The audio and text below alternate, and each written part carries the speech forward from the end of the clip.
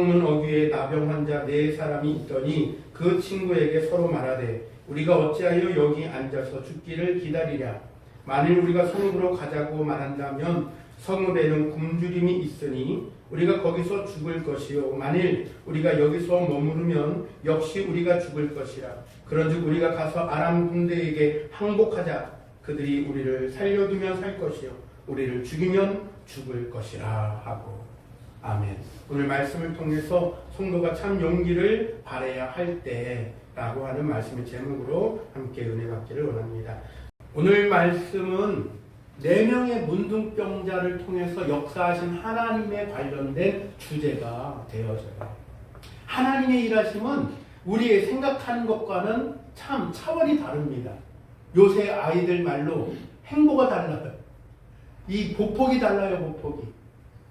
그러니까 우리가 감히 생각할 수 없는 그런 역사를 오늘 4명의 문둥병자를 통해서 하나님은 역사를 하셨다라는 점의 주제를 우리는 관통해야 되는 거예요. 그러니까 따라서 하나님은 일하시려고 작정하시면 뭐를 들어서도 사용하실까요? 돌멩이를 들어서도 사용하셔요. 짐승을 통해서도 하나님은 그 일을 감당케 하실 줄로도 믿습니다.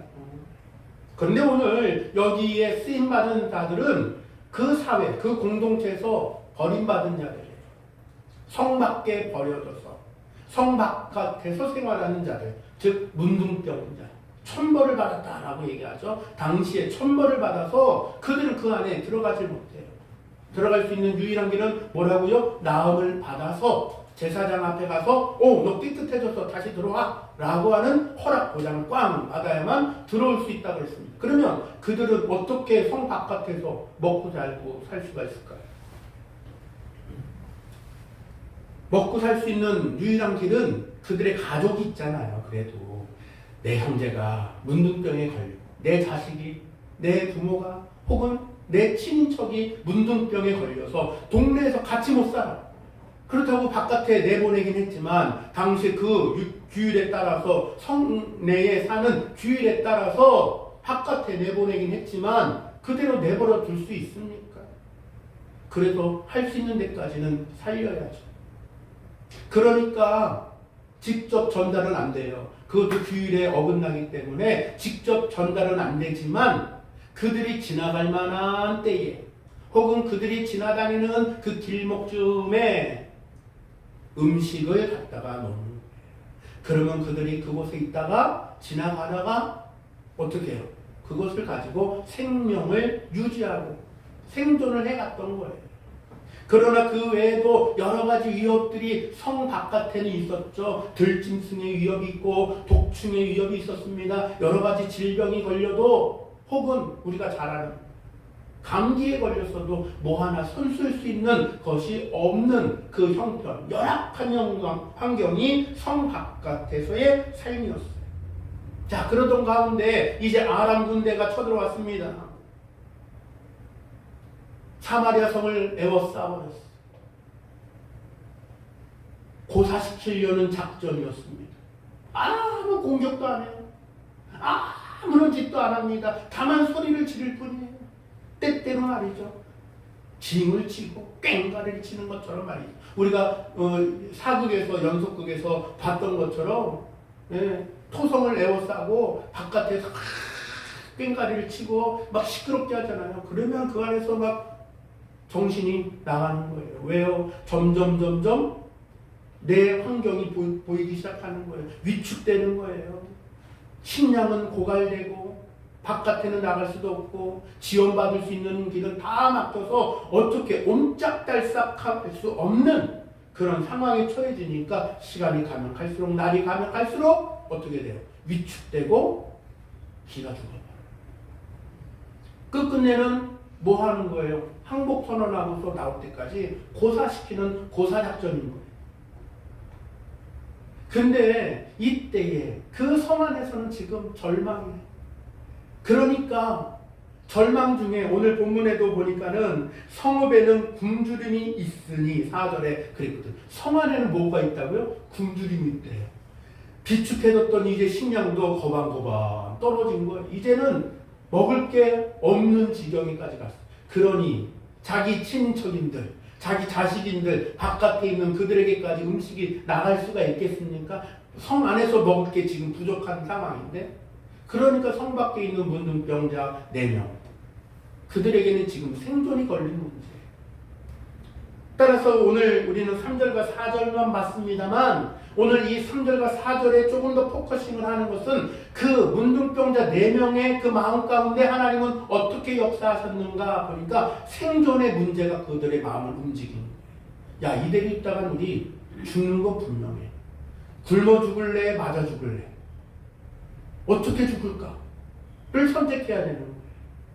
만약에 운이 좋으면 우리가 아람 군대에게 가서 항복을 하고 우리 항복합니다 하고 항복이라도 한다면 혹시 아냐 우리를 살려준다고 하면 우리가 살 것이고 사는 자들의 입에 풀칠이라도 해주겠지. 이런 마음이 드는 거예요.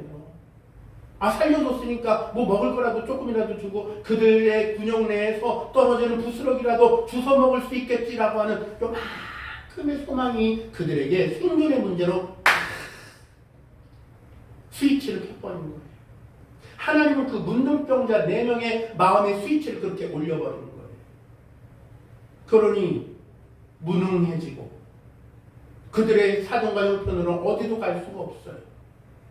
문 밖에 성문 어귀에서 어슬렁어슬렁 걸어야만 뭘 할 수 있었는데 먹을 것을 공유받고 먹을 것을 공급받아서 먹고 살 수 있는 생존이 겨우 해결됐는데 이제는 그마저도 안 되는 거예요. 이제는 그마저도 불가능해졌어요. 그러니 그들이 선택할 수 있는 생존의 스위치가 올라가는 즉시 그들은 머뭇거릴 이유가 없어요. 이래 죽으나 저래 죽으나 여기서 굶어 죽느나 성 안에 간들 우리가 들어갈 수는 있냐?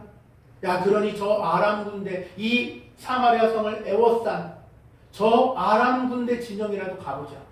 죽으면 죽을 것이고 마지막에 뭐라 그랬어요? 우리를 살려주면 살 것이요 우리를 죽이면 죽을 것이라. 누구 생각 안 나세요? 죽으면 죽으리라. 에스더가 생각나죠.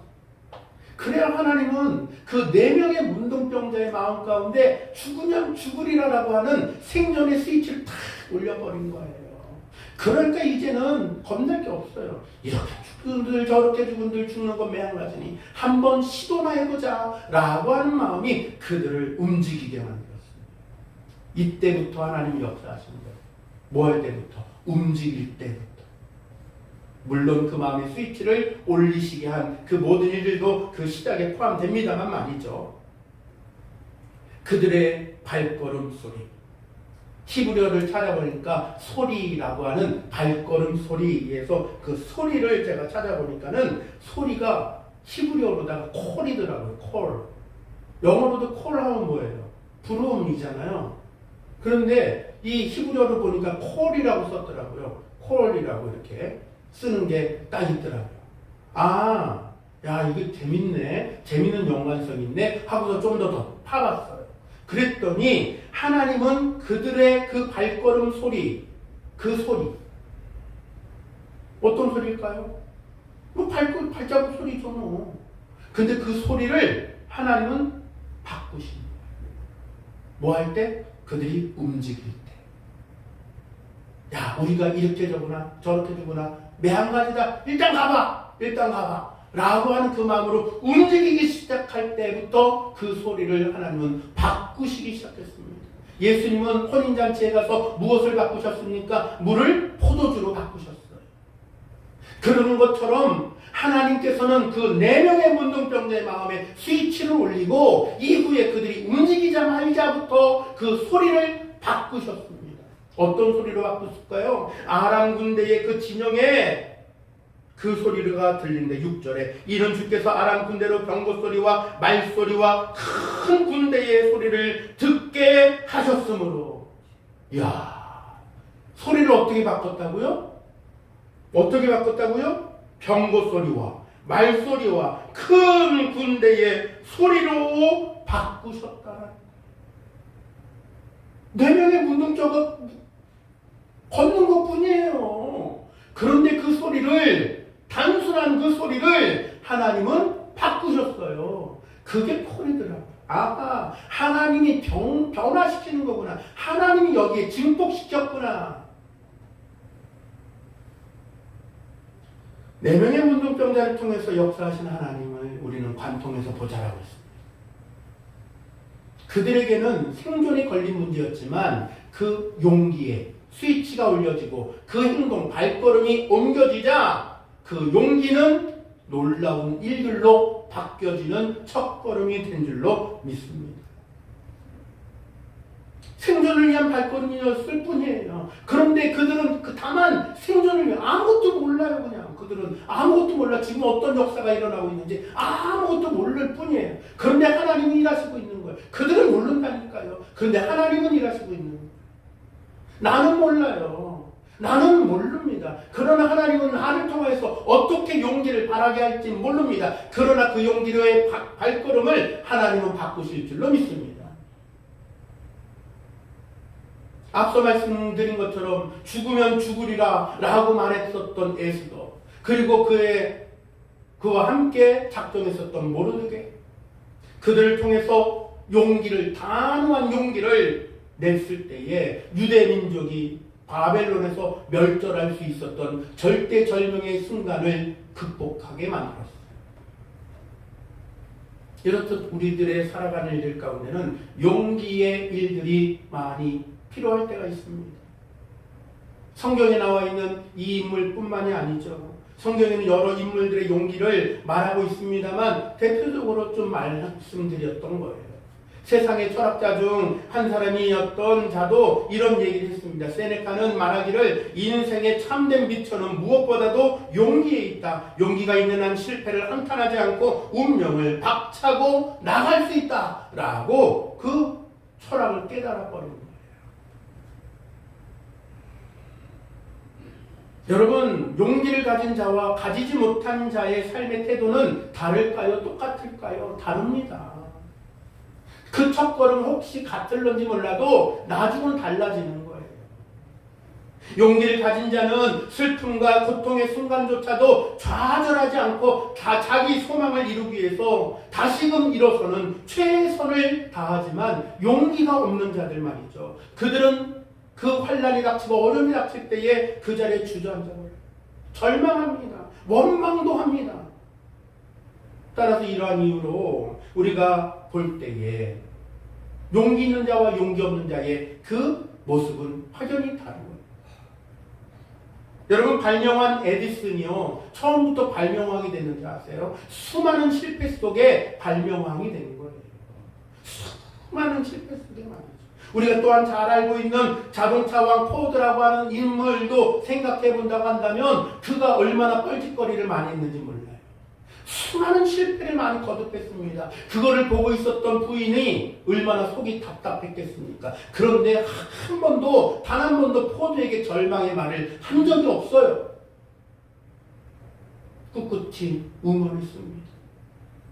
꿋꿋하게 응원했어요. 당신이 하는 일이면 나는 언제 어디라도 따라갈 거예요. 라고 하는 그 말이 그 자동차왕 포드를 만드는 거예요. 에이그 당신이 하는 게 뭐 그렇지. 에이그 하는 일이 다 그렇지 뭐. 라고 만약에 핀잔을 줬더라면 자동차왕은 나오지 않았을 거예요. 이내 얼마나 많이 이 실패를 했느냐면 재산을 다 들어먹었어요. 그 많은 재산을 갖다가 다 들어먹었어요. 그런데도 불구하고 당신이 선택한 일이면 저는 어디라도 언제라도 따라갈 준비가 돼 있어요. 그러니 포기하지 말아요. 라고 하는 그 말이 그 포드에게 용기를 주는 거예요. 그러니까 또 다시 한번 도전하고 또 도전하고 또 도전해서 마침내 성공을 이룬 거예요.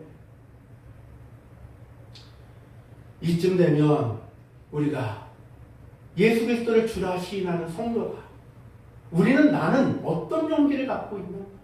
혹은 나는 용기 없는 자는 아닐까? 나는 용기 있는 자인가를 점검해 봐야 되지 않겠습니까? 이 험난한 세상 속에서 특별한 용기를 갖는 저와 여러분들 되기를 주님의 이름으로 간절히 소망합니다. 예수 그리스도를 주라 시인하는 이 일들로 말미암아 우리에게 무엇을 이미 안겨주셨을까요? 참 승리를 그리스도께서 안겨주신 줄로 믿습니다. 사단 마귀의 권세를 누르시고 참 승리의 부활로서 우리에게 주신 줄로 믿습니다. 그렇다면 성도가 특별히 용기를 발휘해야 할 때는 언제인지를 우리가 몇 가지로만 생각해 보려고 합니다. 첫 번째는 우리의 신앙을 지켜야 할 때 용기를 발휘해야 합니다. 그때 머뭇머뭇거리면 안 돼요. 그때 주저주저 하면 안 돼요. 갈팡질팡하면 안 됩니다. 초대교회의 성도들처럼 우리가 신앙의 절개를 지키기 위해 어떠한 상황의 위협에도 굴복하지 않는 용기를 가져야 할 때가 있다는 것입니다. 물론 그때와 같은 생명의 위협은 아닐런지 모릅니다. 적어도 우리 대한민국에서는 말이에요.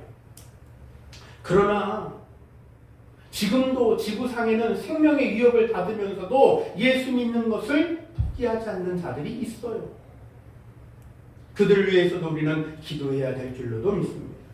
그러면 이런 생명의 위협을 받지도 않는 이 대한민국 땅에서 그럼 대체 신앙을 지키기 위한 위협이 뭐가 있냐? 라고 말할 수 있잖아요. 이렇게 평화롭고 이렇게 내가 어디도 갈 수 있고 근데 무슨 위협은 위협? 괜히 공포조장하는 거 아니야? 라고 말할 수 있을런지도 모르겠습니다만 이건 괜시리 드리는 공포를 조장하는 얘기가 아닙니다. 전략을 바꿨어요. 전략을. 이제는 생명의 위협이 아닙니다. 이제 이 땅에는 지금은 현재로서는 적어도 현재로서는 생명의 위협은 아니에요. 그런데 그 보이지 않는 그 다른 방식으로 우리의 참 생명을 위협하고 있다. 즉 속사람의 생명을 앗아가고자 하는 그 노림은 여전하다라는 사실대로는 결코 잊지 않아야 할 줄로 믿습니다. 어떤 면에서 이게 맞다는 얘기가 아닙니다. 어떤 면에서 진짜 칼을 든 강도보다 혹은 거짓된 교사의 거짓 교사, 거짓 선지자의 영혼을 죽이는 그 말이 더 위협적인 거예요. 더 잔인한 거예요. 더 진짜 죽이는 거예요. 칼을 든 강도야 육신의 목숨 뺏어갈는지 몰라도 그 속사람의 생명까지는 앗아가질 못해요. 아무리 어떠한 것도 말이죠. 그러나 잘못된 사고와 사상, 잘못된 거짓된 복음, 즉 다른 복음이라고 우리가 많이 들었죠. 다른 복음을 가지고 그 영을 죽이는 자들은 진짜 죽이는 거예요. 진짜 살인자예요. 그런 면에서 봤을 때에 우리는 마지막 때를 살아가는 저와 여러분들로서 우리는 분별력을 가져야 할 줄로 믿습니다. 따라서 우리는 교묘히 바뀌어서 우리를 위협하는 진짜 참 생명을 앗아가고자 하는 그 노림에 우리는 깨어 있어야 될 줄로 믿습니다. 지난번 예화를 들었던 초대교회 당시의 마리오라고 하는 로마 군인에 대한 이야기가 잘 알 것입니다. 그는 그리스도인이었어요. 그러던 와중에 그가 모든 공로와 업적을 인정받아서 군대 대장이 됐다라고 했습니다. 군대 대장으로 승진을 딱 했는데 이를 시기하던 사람이 이 승진에 미끄러진 동료 장고가 그의 뒤를 캐기 시작한 거예요. 약점을 잡으려고 안달복달 하다가 드디어 약점을 딱 잡았는데 당시 로마의 분위기는 뭐라고 그랬어요? 믿는 자들, 즉 그리스도인들을 처형하는 분위기라고 했습니다.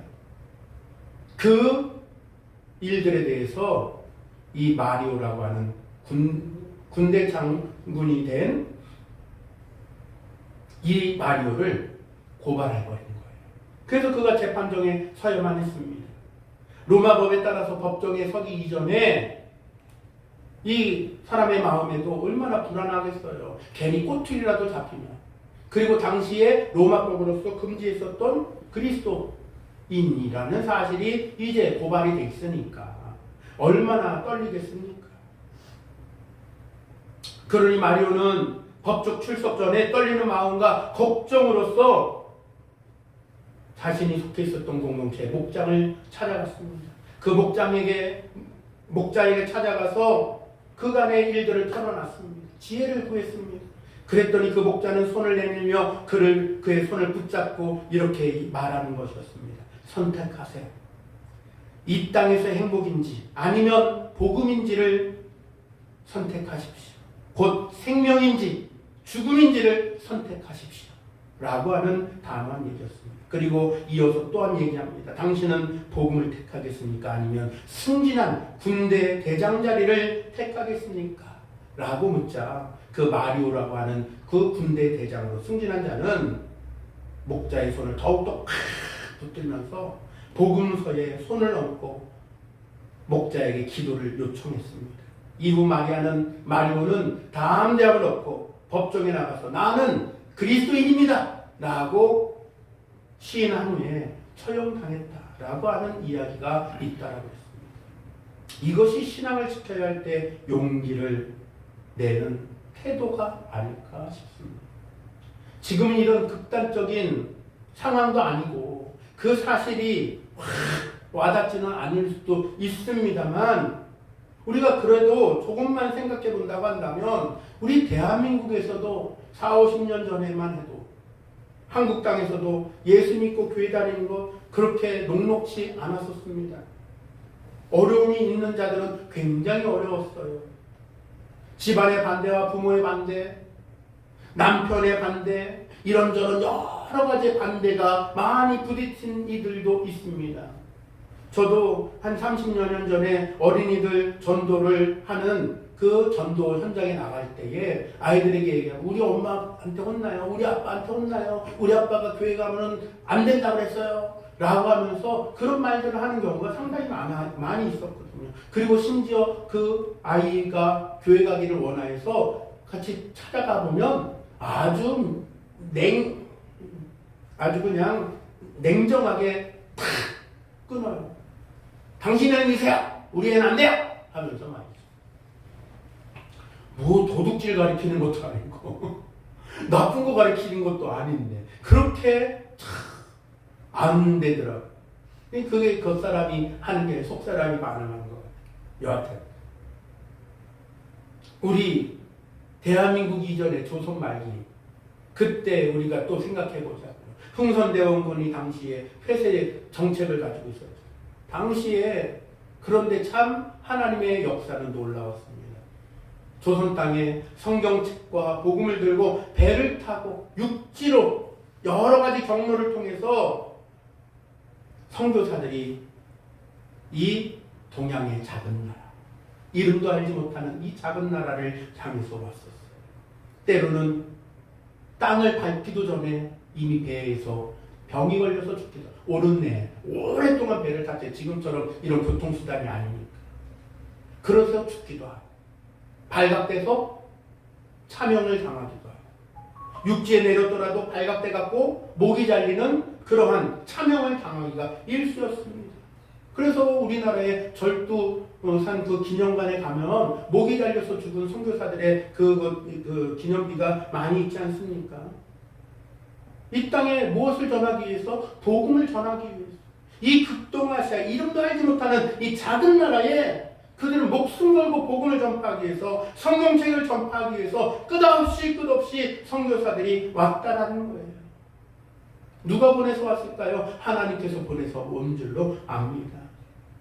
이 작은 땅에 그 복음이 마침내 전해지자 어떤 역사가 있는 거예요? 지금의 역사가 일어나는 거예요. 지금의 대한민국. 이러한 헌신과 섬김이 씨앗이 되고 터가 되어서 조선 말기에 복음을 받아들인 믿음의 선진들이 그 신앙을 이어가고 지키기 위해서 얼마나 많은 희생을 감수했습니까? 우리가 잘 아는 주기철 목사님 같은 경우는 조선 말기 사람은 아니에요. 또 다른 시대입니다만 주기철 목사님 같은 경우는 이 끝내 신앙을 지키기 위해서 십자가를 부인하고 예수를 부인하라는 말에 거부하다가 마침내 못을 거꾸로 박아놓은 손판을 걷기도 했잖아요. 이제 우리의 이야기로 한번 다시 돌아와 보겠습니다. 지금 나는 신앙생활을 하냐가는데 어떤 어려움을 당하고 있습니까? 어떤 위협을 받고 있습니까? 어떤 제재를 받고 있나요? 나는 이 신앙생활을 지키기 위해서 어떠한 태도를 취하고 있는가? 지금은 여러 가지로 많이 위협당합니다만 신영지주의로 교회 안에서 신앙을 지키기가 어려울 정도로 혼란과 그 거짓의 시기라고도 말씀드릴 수 있을 것 같습니다. 겉으로는 무장을 해요. 겉으로는 아닌 척 무장을 합니다. 그런데 그 속을 들여다보면 영지주의로 꽉 차 있어요. 잘못된 사상으로 말이죠. 사회에서도 겉으로는 신앙생활을 하는데 방해가 없는 것처럼 보이기도 합니다만, 그런데 더 들여다보면 방해의 방법이 여러 가지로 많이 발전했어요. 사회에 발전하는 그 빠르기만큼 탈바꿈을 하는데 교묘해졌습니다. 신앙생활의 타협점을 찾게 하기도 하고, 좋은 게 좋은 거라고 하는 편리주의로 들어와 있기도 하고, 뭐 그렇게 빡세게 믿어 하면서 말이죠. 심지어 교회 다닌다고 하는 사람들의 그 입에서 참담한 말이 나오기도 합니다. 열심히 교회 다니거나 신앙생활하는 자들을 조소하기를 뭐라고 하냐면 유난 떠네, 유난 떨어 하면서 말이죠. 너만 교회 다니냐? 하면서 공격도 합니다. 좀 더 복음으로 무장해서 말씀이 이끄는 대로 살려고 하면 더 공격합니다. 근본주의자라고. 혐오를 덮어 씌웁니다. 야, 이 저런 근본주의자라고는 상종도 말해요. 야, 좀 믿으려면 정상적으로 믿어 하면서 말이에요. 상식적으로 믿어 그러면서 말이죠. 여러분, 말씀대로 사는 게 비상식입니까? 말씀이 이끄는 대로 살려고 하는 게 비상식이냐고요. 우린 상식이 뭔지를 잘 이해해야 됩니다. 과거와 현재의 형태는 달라졌지만 여전한 위협과 공격이 있다는 거예요. 그런 극단적인 협박은 아니라고 하더라도 교묘해졌다는 것입니다. 우리를 회유합니다. 적당히 믿으라. 사도행전 5장 29절에 이렇게 말씀합니다. 베드로와 사도들이 대답하여 이르되 사람보다 하나님께 순종하는 것이 마땅하니라. 아멘.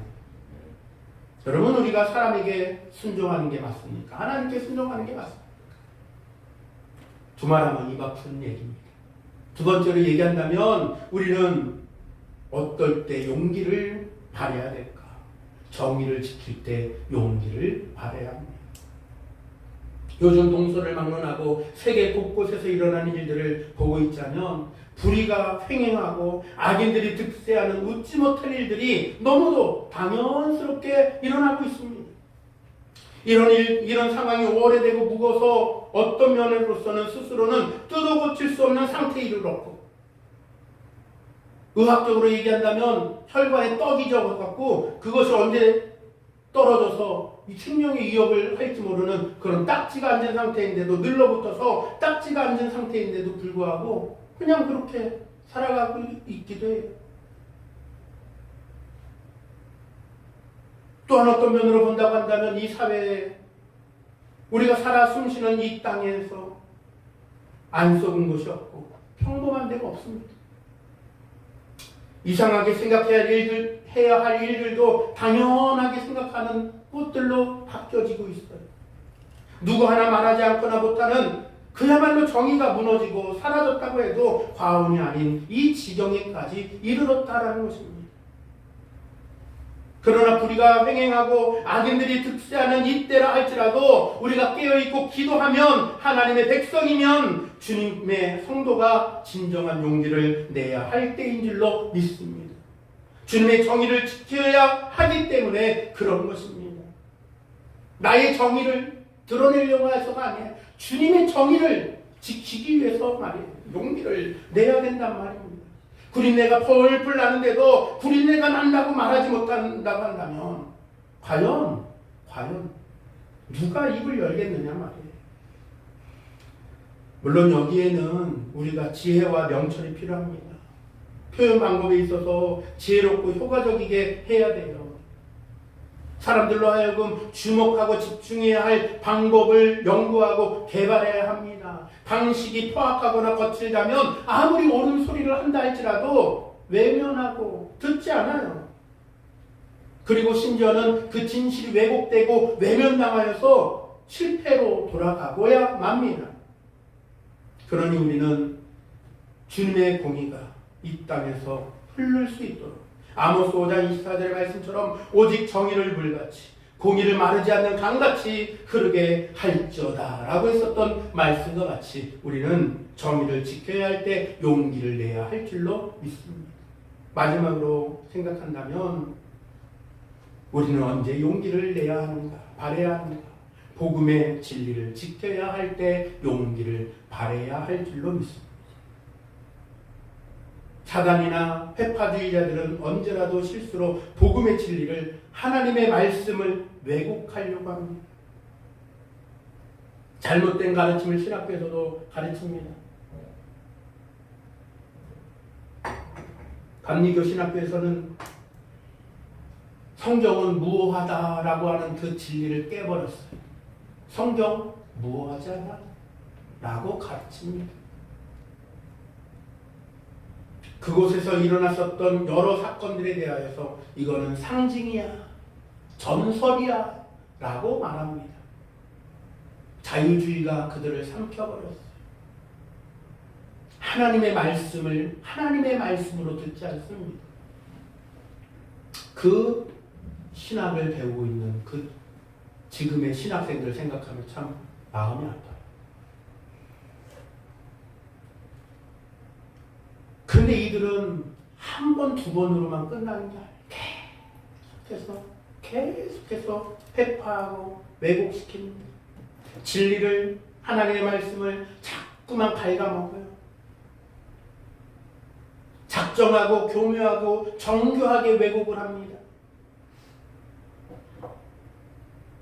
여러분, 사단 마귀가 얼마나 교묘하고 정교하게 파고 있는지 생각해 본다면 사단이 예수님의 정체를 알았어요, 몰랐어요? 알았어요. 예수님이 누구신지도 알았어요. 하나님의 아들이에요. 하나님의 아들. 알았다니까요. 그런데도 와서 실험했어요. 그런데도 와서 현혹하려고 했습니다. 그분이 누구인지도 알아요. 그런데 그때에 시험했던 때가 언제입니까? 예수님이 이제 공생애를 시작하시려고 하는 그 작전 가운데 기도 들어갔던 그때에 사단 마귀가 와서 회방한 거예요. 왜요? 기도하지 못하도록 마음을 흐트러뜨리려고. 그가 누구인지도 알면서도 하나님의 아들, 그는 하나님이다라는 것도 알아요. 그런데도 불구하고 와서 찌르는 거예요. 얼토당토 않는 말로 다 현혹을 합니다. 마치 자신이 것인 것처럼, 온 세상이 자신인 것처럼. 하나님의 것인데, 그분의 것인데 그 진짜 주인 앞에서 내 것이냐 거짓말을 하는 거예요. 나한테 절하면 이 세상에 보여지는 이 모든 것들을 당신에게 드리겠다. 진짜 주인 앞에서 그렇게 철면 얼굴에다 철판 깔고 얘기하는 거예요. 이게 마귀, 이게 사단 마귀의 그 방법들인 거예요. 얼마나 교묘하고 집요한지 모릅니다. 왜 집요한가? 예수님이 누군지도 알면서도 왔지만 한 번 말씀으로 물리쳤습니다. 두 번 말씀으로 물리쳤습니다. 세 번 말씀으로 물리쳤어요. 한 번으로 안 끝나요. 두 번, 세 번 집요하게 들이댄단 말입니다. 집요하게 끈질기게 들러붙어서 괴롭히는 존재가 바로 사단 마귀예요. 때문에 하나님의 자녀, 하나님의 백성된 성도들이 하나님의 말씀이 왜곡되고 복음이 그릇 선포될 때에 우리는 거듭난 성도라고 한다면 불붙는 심령을 가지고 용기를 발해야 할 줄로 믿습니다. 저항해야 돼요.